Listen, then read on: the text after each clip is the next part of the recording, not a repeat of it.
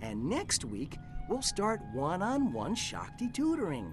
I'll be giving each of you private, hands-on instruction in Kriyanish Pati, the highest state of tantric arousal.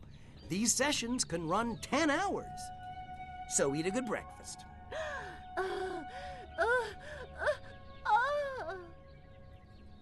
That's it for today. Remember, wherever you go, I'll be there. The shine in your Japan, the sparkle in your China. Bodhisattva, Bodhisattva. Ah! Goddamn flashbacks. Guess again, sunshine. Nice little setup. Guns, cheap Russian booze, teenage bra-burning hippie chicks. Man after my own heart, if I had one. Then join us. We're about to free the people of this city. Soon they'll see the truth and embrace our beautiful new utopia. The Bay City Super Organic Communal Collective and Compost Farm. Are you with us, man? Am I with you? Dude, you're bogarting the brain stems. I'm gonna have to kill you. Yeah. Kill me? Run along, comrade. My men can handle these.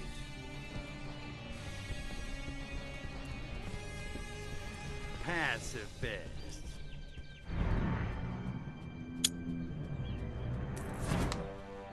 What a crock.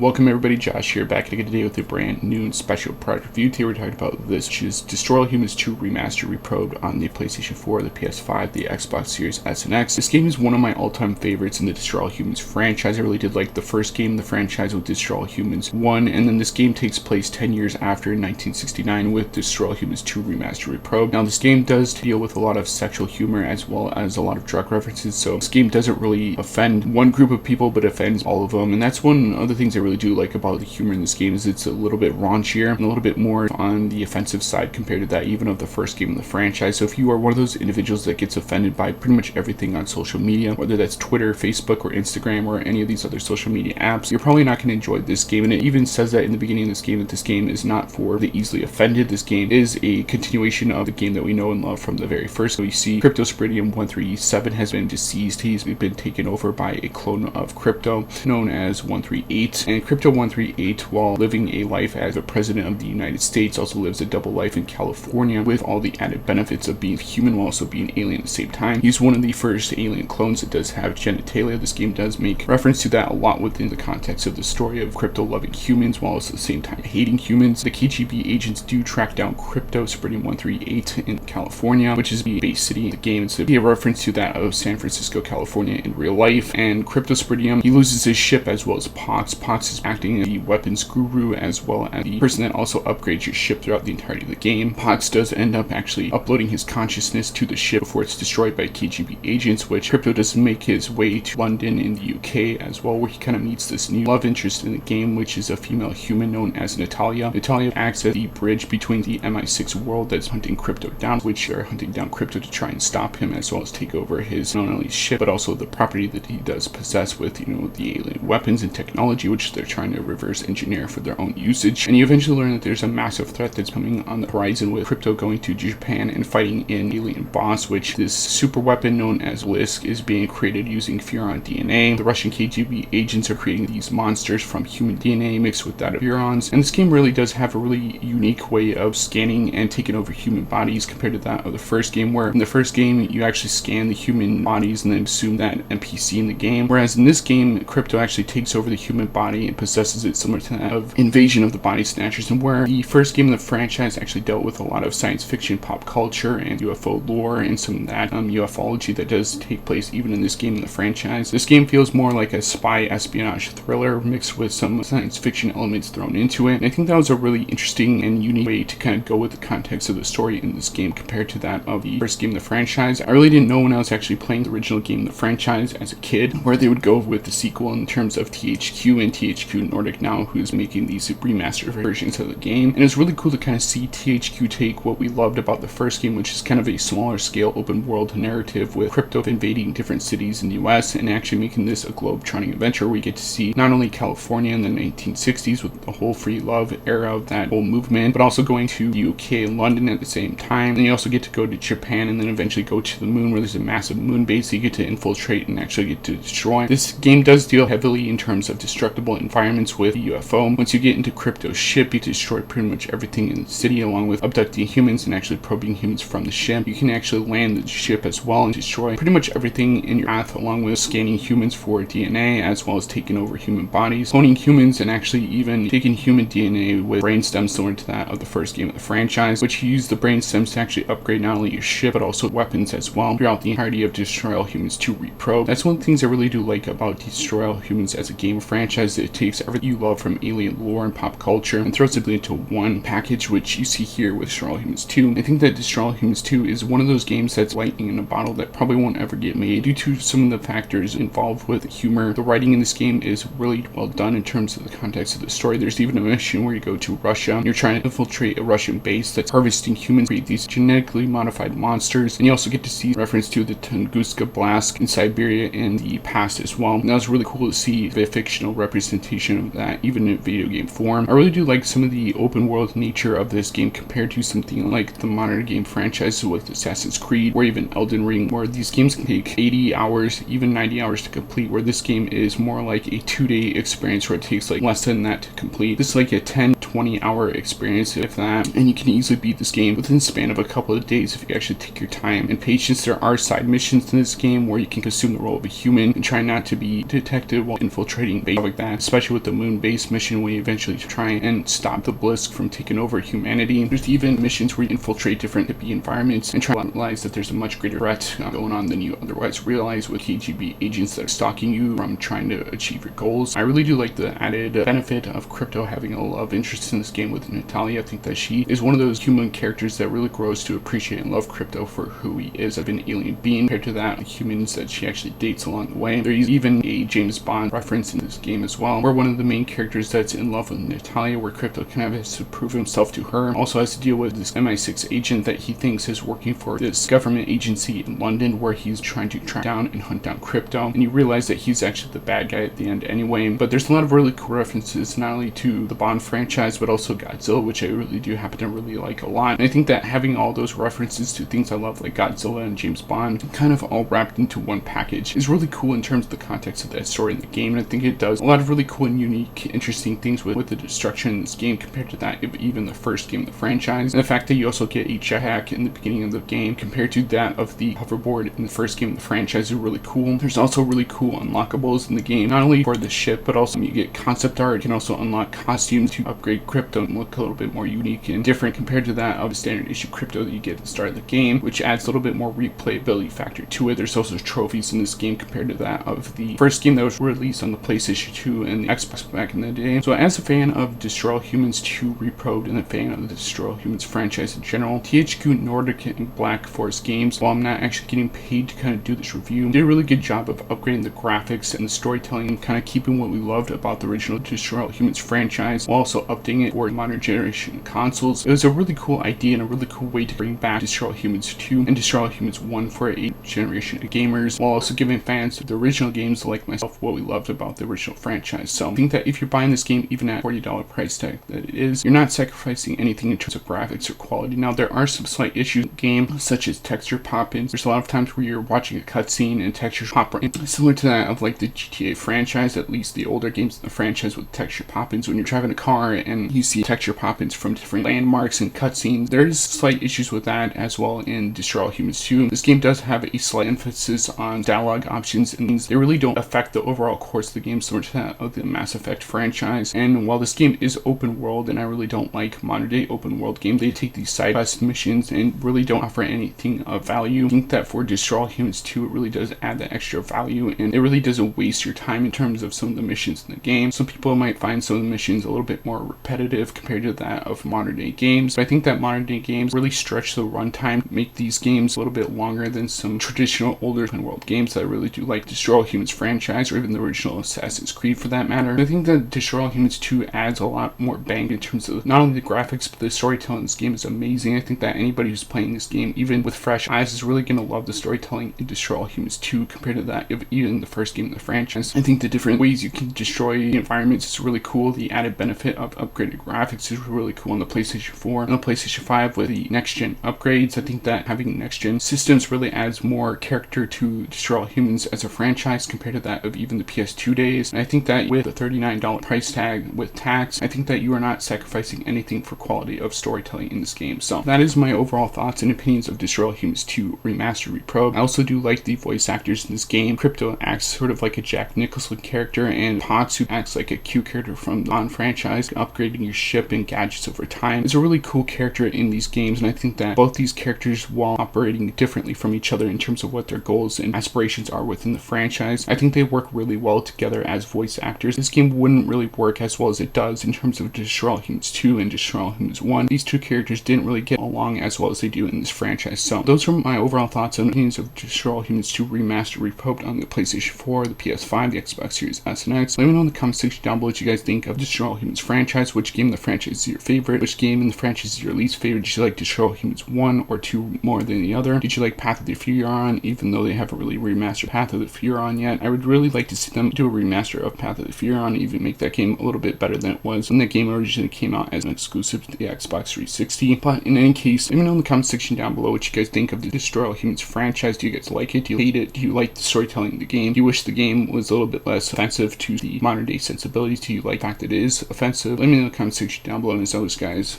rate, comment, subscribe, and I'll see you guys in the next video. Peace out.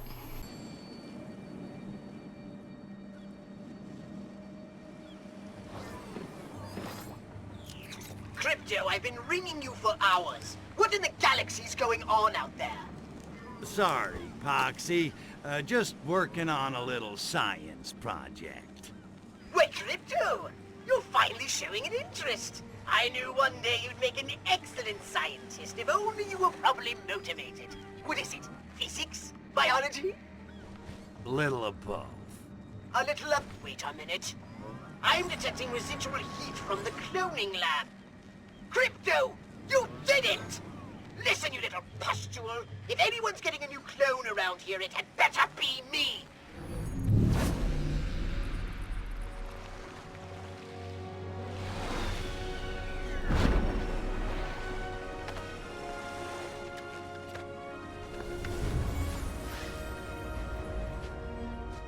Who was that, Kryptushka? Telemarketer. Nothing to worry your sexy little head about. Whatever you say, my insatiable alien lovezar. Wake me up when you're ready for re-entry. I made a few adjustments.